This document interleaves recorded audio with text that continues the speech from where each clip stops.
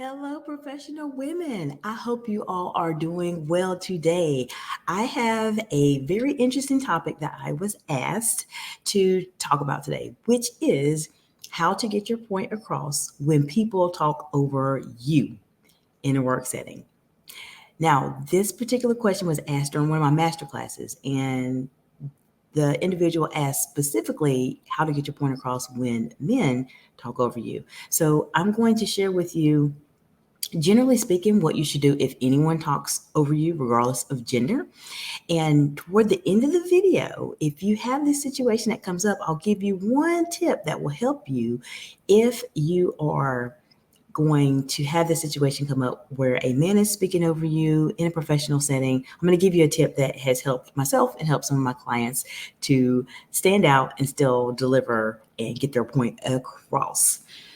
Now, this situation, it happens. It happens a lot in the professional setting, especially if you are in any form of a leadership role. You can expect that this is going to happen. So if this has not happened to you yet, this is a great video for you to watch to plan ahead. If it has happened to you, this is a great video for you to watch to plan ahead so it does not happen again in the future. If you are new to me, my name is Dr. Jacinta Lamantai. I am the CEO and founder of Excite Excellence Incorporated. I specialize in helping professional women who are emerging leaders, established executives, speak in a concise manner where they can be confident and speak with authority at work. So this is more of I would say, an advanced type of video, something that is a bit more challenging to manage in terms of how do you get your point across when someone is talking over you. So when the situation comes up and someone tells me this, the first question that I have for them would be, how do you feel about your executive presence?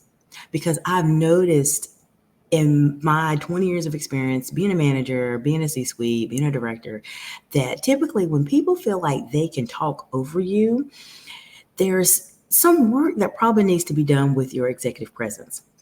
Now, more than likely, two things can happen. Either the person feels they're just excited and they just want to talk about whatever is in their head. I have seen that. Or the person may be doing this, excuse me, more in an intentional way. And that's something that you definitely want to address. So from a coaching standpoint, get a pen and paper and answer the question. How do you feel about your executive presence? And be honest with yourself. If you feel pretty good about it, then great. Then write down, I feel great about it.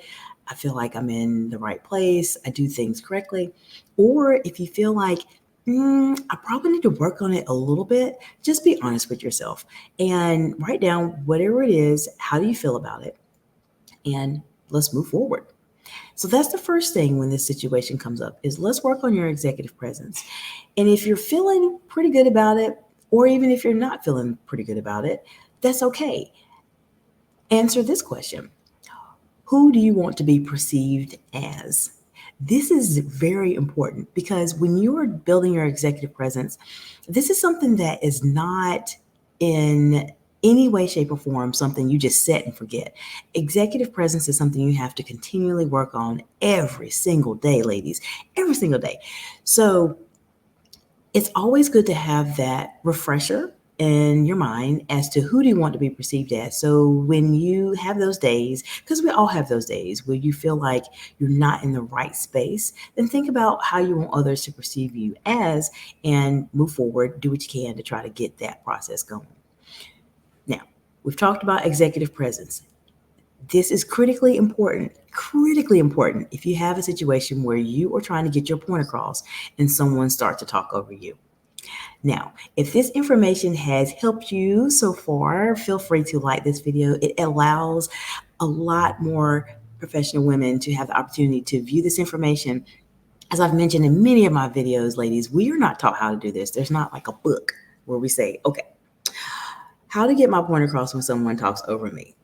Do this, do that, do this. We just don't have that. We haven't had that in our professional setting. So I'm here really to support you on your journey and help you when those situations come up, because they do, especially when you're in a leadership role. Okay, now I'm going to go into the fun part. This is going to be a specific algorithm as to what you need to do when you're trying to get your point across and someone is speaking over you.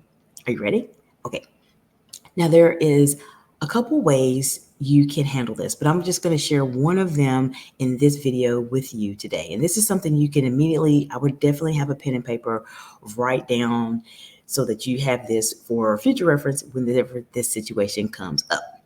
Okay, so the scenario is someone's talking over you. You just made a point. Let's say you're speaking, you're talking, you're trying to say something, and someone completely just interjects and starts talking over you. The first thing you want to do is ask yourself this question. That question is, do I need to handle this right now? Now, when you're thinking about the response to that question, this is all the dialogue that's going on in your head. If you are in a one-on-one setting, and let's say the person's just really excited, you may feel like this is something I don't need to address right now. Perhaps I can do it at a later date. However, if you are in a group setting and there are multiple people that are involved and this happens, you need to address it if you feel comfortable doing so. If you don't feel comfortable doing so, then let it go. But if you feel comfortable doing so, this is really a good opportunity for you to be able to do that. Because as I mentioned earlier, every situation, every scenario that comes up, this is an opportunity for you to show your executive presence and to continue to build it. So if you decide not to do anything about it, that's fine, but I would just caution you to say that this one opportunity will probably be the time where people will see you in a group setting and say, oh, I saw that Mary started talking over Susie and she didn't really do anything about it. So people will think, well, I can do that too. So you want to set yourself up in such a way to where people know that like, no, they don't do that with you. That makes sense. So that would be my first question. Do you need to handle this right now? Do you need to address this right now?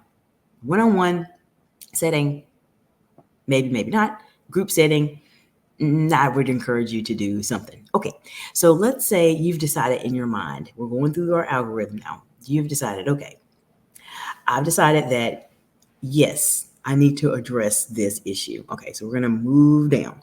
So you need to address the issue. This is what I would say as an example of how you can respond when someone starts to talk over you when you're trying to get your point across.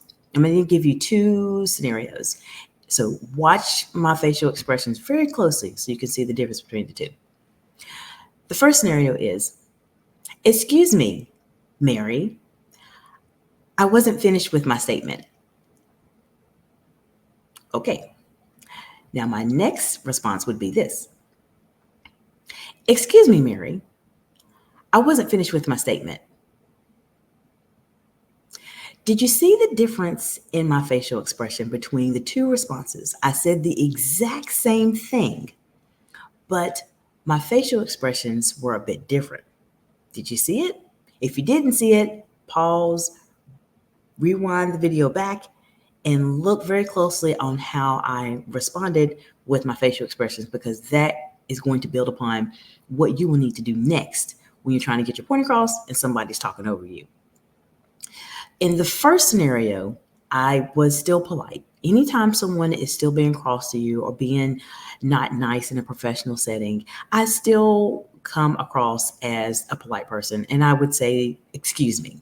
Excuse me is a polite way of saying, excuse me, hold on just a second. There's something that is happening here that needs to be addressed. So excuse me is always very polite to say. The next thing is you're going to acknowledge that you were trying to say something and you were trying to get your point across, but basically they interjected. Now, in the first scenario, you noticed that I smiled. And the reason I smiled is because there are a couple things that can actually happen with a person when they are trying to talk over you. As I mentioned in the beginning of the video, this particular person, if you have observed them a lot, and I talk about this in one of my YouTube videos on how to judge people better. I'll link it in the description below because that will help you with this particular scenario. But if you observed Mary, and Mary is talking over you, and you know that Mary is just a chatterbox. She's just really excited about what she has to say. She's got so many thoughts in her head, and she just wants to say them out loud, regardless of if you're talking or anyone else is talking.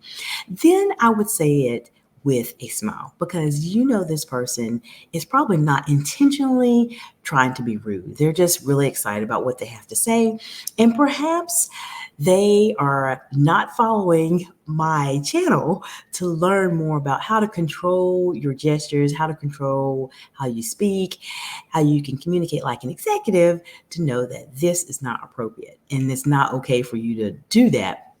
So that's the reason why I would smile, because you know that this person is not intentionally being mean. What I've noticed in my experience is that when you say this and you smile and you know this person is not intentionally being disrespectful to you, most of the time they'll say, "Oh, I'm sorry. I'm so sorry. Oh, go ahead." And they'll let you go ahead and finish with the conversation that you were having and the point that you were trying to make. Now, in the second scenario, if you noticed that I said the exact same thing, but in this scenario, I did not smile.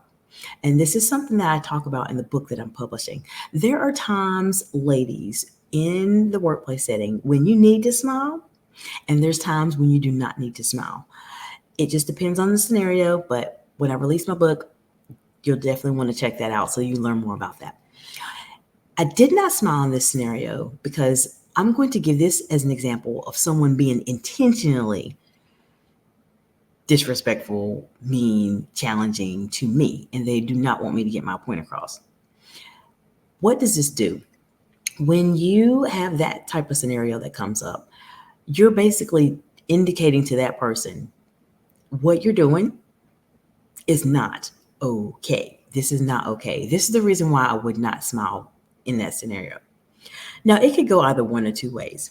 The person could look at you and say, "Oh, I'm sorry. I'm sorry about that." They could have just maybe didn't really mean to do that, but they did accidentally, and they may let you go ahead and finish. Now, if in this scenario you say that, "Excuse me, I wasn't finished with my statement," and you don't smile, and the person does not allow you to finish making your point, then that is a scenario where you have to observe the room and see what's going on. Now, I've done this in a couple ways because I've experienced both scenarios. If I've had someone that is not allowing me to finish making my point across, I, in the past, have observed. I sit there for a second and let them finish talking, and I excuse myself. I either will say, "Excuse me," if I need to say, "Excuse me," or I just get up and walk out.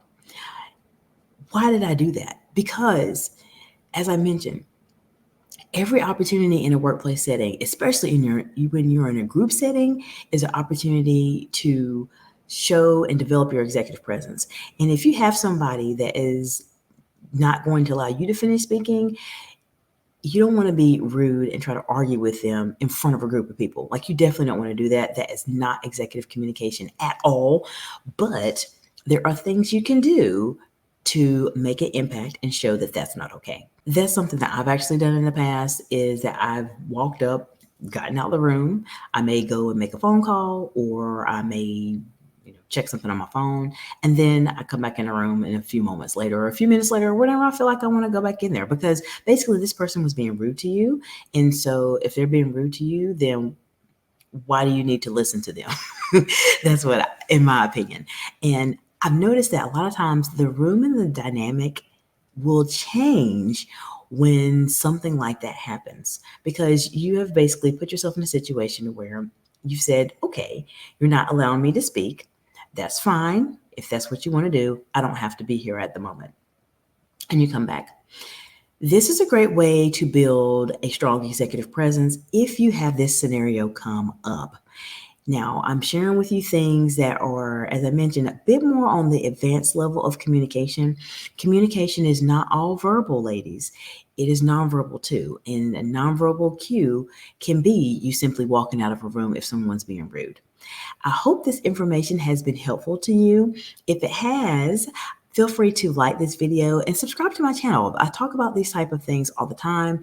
I really focus on executive communication skills, public speaking, and helping you to be more concise as a professional woman so that you can gain higher salaries, develop your executive presence, and really communicate yourself like an executive.